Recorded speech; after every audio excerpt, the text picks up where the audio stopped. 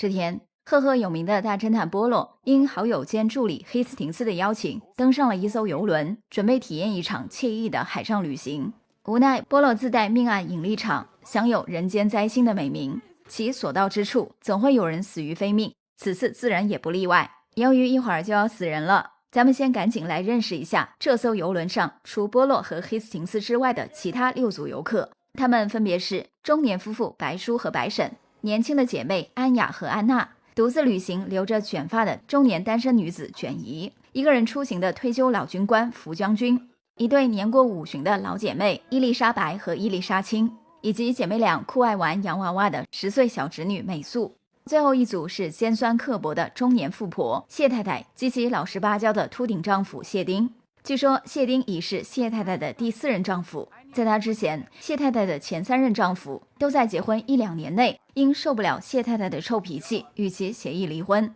而谢丁和谢太太结婚已有5年，算是相当不容易。谢太太登上游轮没2天，就几乎将船上所有乘客对了个遍，充分展现了其霸道傲慢的个性。她的丈夫谢丁长期跟在她的身后，被当作仆人般呼来喝去。游轮上的其他乘客都佩服谢丁的忍耐力，也对她的处境十分同情。独自旅行的单身中年女子卷姨，甚至对性格温和顺从的谢丁生出一丝好感。这天早上，卷姨还在游轮的会客舱里向福将军打听起谢丁的过往。原来卷姨此前在和谢丁闲聊时得知，谢丁以前是福将军手下的一名士兵，跟福将军一起参加过2战。卷姨很好奇，像谢丁这种略显窝囊的男人在战场上会有怎样的表现。福将军似乎对谢丁没什么好印象，据他回忆，谢丁入伍之前曾在一家剧院工作，具体做什么不得而知。不过在福将军看来，在剧院工作的人要么是些只会奇技淫巧的演职人员，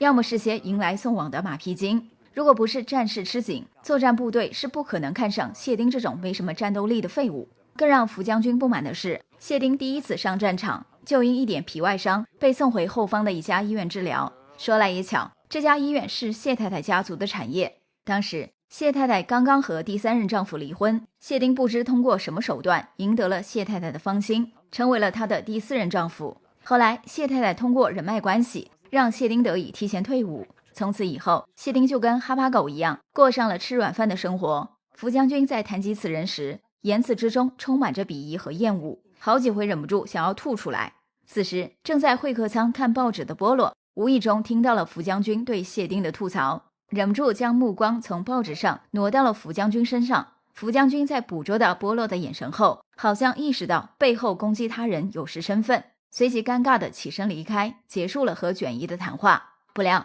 他刚走出会客舱，就在闲侧通道上撞见了谢太太。也许是想要提醒谢太太其丈夫谢丁的为人，福将军趁机邀请他单独聊几句，结果遭到了谢太太的断然拒绝。谢太太还高声宣称自己是有夫之妇，希望福将军不要骚扰自己。两人的对话全都被留在会客舱的波洛和卷姨听见。从傅太太的这2句话来看，她和福将军像是旧相识，并且福将军似是对谢太太有点暧昧的情愫。当天晚上，游轮上的所有乘客聚集在演艺厅里，欣赏老姐妹伊丽莎白和伊丽莎青的弹唱表演。两人一个弹琴一个唱歌，表演相当卖力。一曲终了，整个现场爆发出热烈的掌声。大多数人对姐妹俩刚才的弹唱表示赞赏，唯独谢太太将伊丽莎白和伊丽莎青的表演批得一文不值，而且大放厥词地指责其他人没有品味。贬低完表演者和观众之后，谢太太又不忘自抬身价，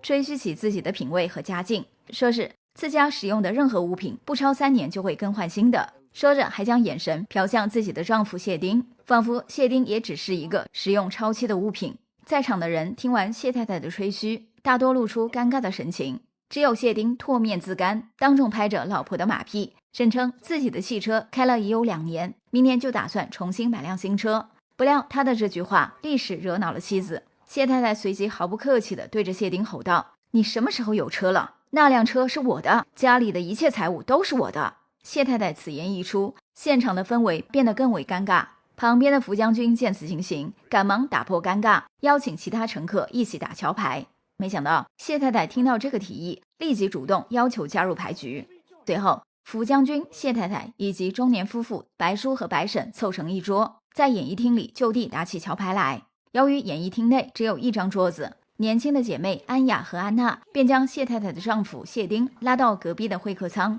三人一起玩起了纸牌游戏。安雅和安娜跟卷姨一样，也对性格温顺的谢丁心存好感。除了玩牌的7个人外，其他人各自散去。波洛因没什么睡意，独自来到甲板上欣赏夜景。当晚的月色很美，波洛看得有些出神。这时，卷姨也来到了甲板上。他对谢太太刚才当众炫耀以及羞辱谢丁的事仍然耿耿于怀，忍不住向波洛吐槽起谢太太。在卷姨看来，像谢太太这种刻薄之人根本配不上谢丁这样温厚的男人。他实在想不明白，谢丁为何委曲求全，不像谢太太的前3任丈夫那样尽快向谢太太提出离婚。波洛对卷姨的看法未置可否，他只是半开玩笑地说道，这个世界上有不少令人讨厌的人，都有死心塌地的爱慕者，或许这是人性中的一个不解之谜吧。波洛刚说完这句话，黑斯廷斯就走上甲板，打断了他和卷姨的闲聊。黑斯廷斯是前来提醒波洛赶紧回舱休息。波洛见天色确实不早，便和卷姨道别，跟着黑斯廷斯走向2人同住的船舱。在经过会客舱时，他们又停下脚步，看了一会儿安雅、安娜2姐妹和谢丁正在玩的纸牌游戏。说是游戏，其实更像是纸牌魔术表演。谢丁负责表演，安雅和安娜则在旁边当观众。黑斯廷斯注意到谢丁的手法非常专业，忍不住夸赞称，以他的水平足可以登台表演。谁知谢丁听了这话，脸色顿时一沉，露出不快的神情。波洛和黑斯廷斯一问才知，谢丁曾在一家剧院当过一段时间魔术师，这份职业让他在入伍之后成了受战友们歧视的由头。大家都将谢丁的手艺视为只是供人取乐的奇技淫巧，因而谢丁觉得黑斯廷斯的夸赞听着更像是刺耳的嘲讽。说完这段隐情之后，谢丁就撇下波洛、黑斯廷斯以及安雅和安娜2姐妹，气呼呼地回到了自己的客舱，搞得黑斯廷斯当场下不来台。安雅和安娜2姐妹更是一脸惊愕，愣在当场。2人怎么也没想到，平日里对谢太太逆来顺受、脾气好到近乎懦弱的谢丁，竟然也会发这么大的火。短暂的冷场之后，4人相继离开会客舱，返回各自的客舱休息。第二天清晨6点钟，游轮缓缓停靠在埃及的一处码头。船长告诉众人，游轮会在此停留1天，补给燃油和物资。次日清晨将再次起航。在此期间，乘客们可以下船自由活动，感受当地的风土人情。不过船长特别提醒大家，要提防街边的小商贩。这些人为了兜售当地特产的琥珀项链，经常纠缠外来游客，有时候甚至动手对游客们拉拉扯扯。听完船长的嘱咐，乘客们开始各自安排自己的行程。上午9点钟的时候，安雅和安娜想要上岸去逛逛，可是姐妹俩又担心被小商贩纠缠，于是找到正在甲板上吹风的谢丁，邀请他陪同2人一起下船。谢丁欣然答应，但他表示需要经过妻子谢太太的同意，自己才能离开游轮。随后3人一起来到谢丁夫妇休息的客舱门前。谢太太此时正关着舱门，在里面睡觉。谢丁忘带钥匙，只好敲了敲舱门，说是有事想跟谢太太商量。客舱内旋即传出谢太太不耐烦的声音，她让谢丁有话就在门外说，自己刚躺下，懒得起身开门。谢丁只好隔着舱门小心翼翼地询问妻子，自己想陪同安雅和安娜2姐妹下船逛逛，不知可不可以。客舱内的谢太太的语气依旧带着极度的不耐烦，她让丈夫爱去哪儿去哪儿，只要现在别打扰自己休息就好。谢丁得到妻子的许可，脸上浮现出一抹苦笑，然后转身跟着安雅和安娜一起下了船。同时正准备下船上岸的波洛和黑斯廷斯刚好看到了谢丁向妻子请示的一幕。黑斯廷斯不禁感慨地摇了摇头，叹息谢丁实在是个妻管严。波洛则只是笑了笑，没有接过话茬。当天傍晚的6点钟左右，波洛和黑斯廷斯在当地逛了一整天后，刚回到游轮上，就见到谢丁站在自己和妻子的客舱门口，一边敲门一边大声呼唤谢太太的名字。可是客舱内的谢太太始终没有应答。谢丁感觉不太对劲，赶忙找来游轮上的服务员，用备用钥匙打开了客舱门。哪知2人刚走进客舱，就同时发出了一声尖叫。波洛和黑斯廷斯听到叫声，立即跑过来查看情况，结果看到谢太太躺在床上，胸口插着一把匕首，早就没有了气息。波洛见状，急忙让服务员去叫船长，自己则俯身简单检查了谢太太的尸体。对方是被人用匕首刺中心脏，当场丧命，凶器上应该没有留下凶手的指纹。跟在后面的黑斯廷斯还在客舱的地板上捡到了一条琥珀项链，看上去像是本地小商贩向游客兜售的特产。与此同时，船长闻讯匆匆赶来，面对突如其来的命案，他恳请波洛能帮忙查明案件真相，暂时不要惊动当地的警方，否则这艘游轮将会被立即扣押，直到案件告破为止。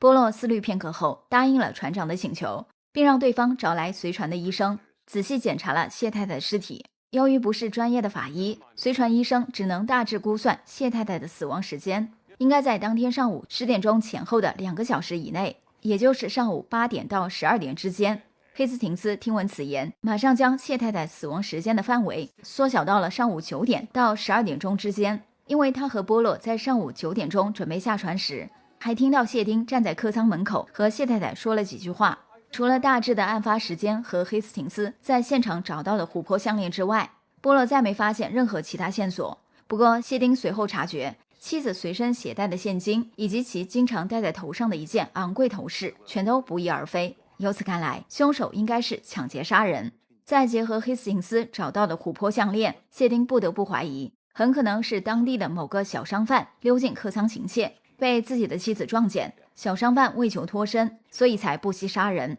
谢丁刚说到这里，船长就证实了他的证词。今天早晨船刚靠岸，就有好几名小商贩跑到游轮上兜售商品。波洛自然不相信是小商贩抢劫杀人，因为在看到谢太太的尸体时，波洛脑海中就即刻浮现出了一名嫌疑人，此人正是谢太太的丈夫谢丁。为了核实谢丁有无作案时间，波洛找到安雅和安娜两姐妹，询问两人谢丁在今天上午9点钟下船之后，期间有没有和他们分开过。不料两姐妹告诉波洛，下船后谢丁自始至终都和他们在一起，三人直到傍晚6点钟才一起回到游轮上。很显然，谢丁根本没有充足的作案时间。在结束对安雅和安娜的问询后，波洛只得无功而返。当天晚上，睡不着觉的黑斯廷斯独自来到游轮的露台上喝酒消遣。在此期间，他无意中注意到一名男子鬼鬼祟祟地离开游轮上了岸。黑斯廷斯一眼就认出对方是游轮上的一名乘务员，此人瞎了一只眼睛，特征十分明显。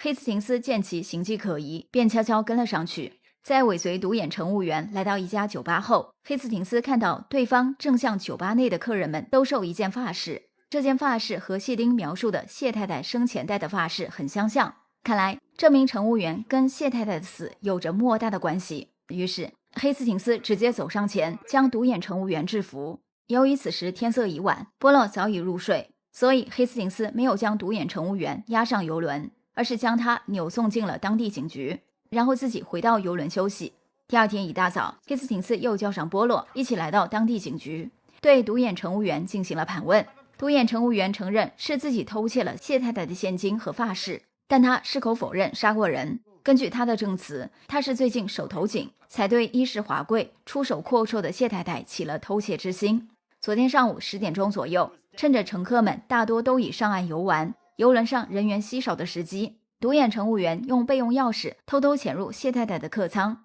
想要偷点值钱的财物。结果发现谢太太胸口插着一把匕首，死在了自己客舱的床上。独眼乘务员立时吓得六神无主，他当时的第一反应是赶紧将此事上报船长。可是转念一想，他又担心自己的偷窃行为会因此曝光，于是匆匆翻出谢太太钱包里的现金，并顺手摘下谢太太头上的头饰，而后慌忙逃离了客舱。因为害怕偷来的头饰被人发现，自己被当成杀人凶手，他昨夜才跑去酒吧，打算尽快将头饰脱手。为了洗脱自身的嫌疑，独眼乘务员还将矛头指向了对谢太太的丈夫谢丁生出一丝好感的中年单身女子卷姨。据他交代，昨天上午8点钟左右，他曾见到卷姨从上船兜售特产的小商贩手里买了一条琥珀项链。后来他又听说谢太太的尸体被发现时，黑斯廷斯在其客舱的地板上找到了一条类似的琥珀项链。独眼乘务员据此怀疑是卷姨潜入客舱杀死了谢太太，并不小心将自己刚买的项链掉落在了现场。最近几天，卷姨和谢丁经常在一起聊得火热，游轮上的乘务人员和乘客全都看在眼里。卷姨完全有可能出于横刀夺爱，对谢太太痛下杀手。听完独眼乘务员的证词，波洛和黑斯廷斯立刻找到卷姨当面对质。卷姨承认自己买过一条琥珀项链，也承认对谢丁心存好感，不过他坚决否认是自己杀死了谢太太。波洛见卷姨面对问询时闪烁其词，只得向他出示了黑斯廷斯在案发现场捡到的琥珀项链。卷一见到这条项链时，眼神中明显闪过一丝慌乱。他先是声称自己买下项链后就不记得随手将之放到了哪里，而后向波洛和黑斯廷斯提供了一条新线索。案发当天的一大早，卷一原本和福将军一起下了船，两人准备结伴在当地游玩一天。可是大约9点半时，福将军突感身体不适，随后就撇下卷一独自回游轮休息。等到下午5点钟，卷一回到游轮时，却见到福将军状态极好，看不出有任何身体不适的迹象。他因此怀疑福将军是故意装病，提前回到游轮。至于其目的是什么，则不得而知。结束对卷一的盘问后，波洛和黑斯廷斯又马不停蹄地找到福将军询问情况。福将军坦诚自己早就认识谢太太，并对他心生爱意，但谢太太性格高傲，始终对福将军的温柔暗示视而不见。案发当天，福将军在和卷一一同游玩时，的确是中途装病。他回游轮的目的是想趁着谢丁不在船上的时机，向谢太太表明心迹。结果在谢太太的客舱门口敲了半天的门，也没见到里面有人回应。福将军只得悻悻地回到了自己的客舱休息。听完福将军的辩解，波洛在脑海中重新梳理了一遍案情。他总感觉独眼乘务员、卷一和福将军都没有太强烈的杀人动机。目前来看，最有作案动机的人仍是谢太太的丈夫谢丁。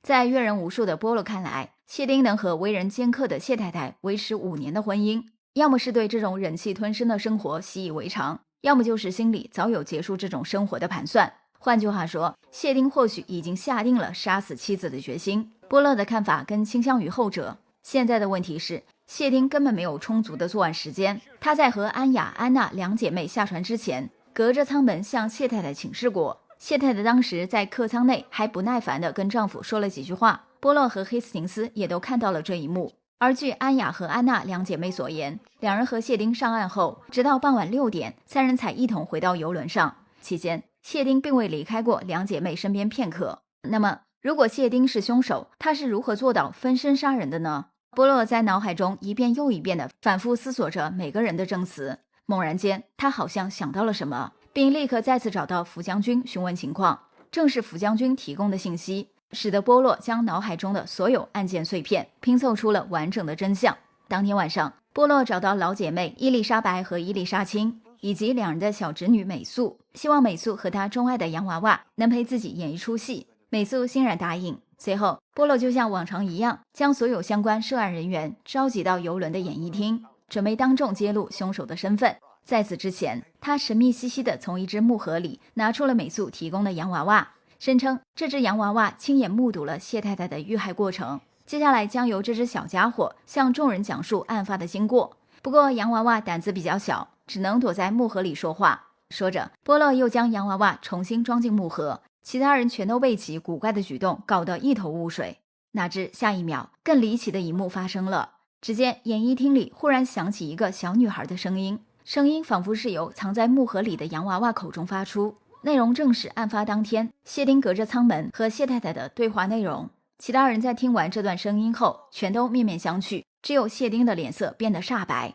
他下意识地想要逃离演艺厅，结果被临时加戏的黑斯廷斯一把拦住。波洛这时也就不再卖关子，当众说出了案件的全部真相。众所周知，洋娃娃不可能说话，刚才模仿洋娃娃说话的其实是它的主人美素。波洛刚说到这里，美素就从演艺厅角落的一扇屏风后面走了出来。波洛则向众人解释称，自己邀请美素演这出戏的目的，就是想以此逼迫凶手露出破绽。这个凶手不是别人，正是死者谢太太的丈夫谢丁。实际上，案发当天，谢丁在隔着舱门和谢太太对话时，谢太太就已经遇害。所谓的对话，只不过是谢丁使用了腹语术，在自问自答。波洛此前已从福将军口中打听到了谢丁入伍之前工作的剧院信息，并让黑斯廷斯下船给剧院打去电话，确认谢丁当年在剧院的身份并不是魔术师，而是腹语术表演者，尤其擅长模仿他人的声音说话。案发前一天晚上，谢丁故意在安雅和安娜两姐妹面前表演纸牌魔术，又向波洛和黑斯廷斯谎称自己以前是一名魔术师，意图以此掩藏自己腹语术表演者的身份。至于黑斯廷斯在案发现场找到的琥珀项链，只是谢丁从小商贩手里买来的道具，对方此举的目的是想要将谢太太的死嫁祸到小商贩头上。由此可见，谢丁为了杀死自己的妻子并成功脱罪，可谓费尽心机。可惜他犯了一个致命的错误，那就是不应该在大侦探波洛身边杀人。见自己的诡计被波洛识破，谢丁只得承认了罪行。整个过程和波洛的推理别无二致。见谢丁认罪，对他怀有好感的卷姨顿时情绪失控地冲出演艺厅，一个人跑到了甲板上。其实卷姨早就隐约猜到谢丁是凶手，他之前在接受波洛盘问时，谎称自己购买的琥珀项链不知随手放到了哪里，并将杀人嫌疑引到福将军身上，是想要以此混淆视听，扰乱波洛的调查思路，帮谢丁逃过一劫。然而波洛对此早已洞若观火，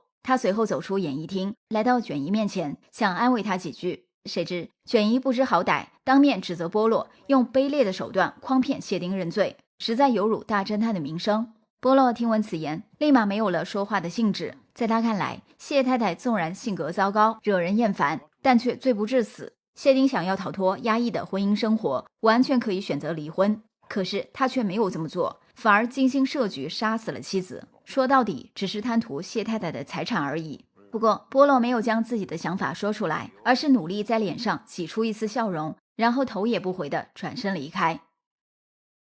本期的故事来自于英国推理神剧《大侦探波洛》系列中的冷门案件海上疑云，改编自推理女王阿加莎·克里斯蒂的一部短篇小说，可以被视作是尼罗河上的惨案的简化版。在田成的印象中，使用腹语术当作噱头的欧美悬疑作品远不止这一部，不知道真正的腹语术有没有这些作品中表现得如此神乎其神呢？好啦，今天就到这里吧。悬疑 movie 的老粉们应该知道，大侦探波洛系列中的案件我们已解说的七七八八，目前正在进行查漏补缺的工作，力求将这套剧中的所有案件完整呈现给大家，也希望小伙伴们多多点赞鼓励，下期见。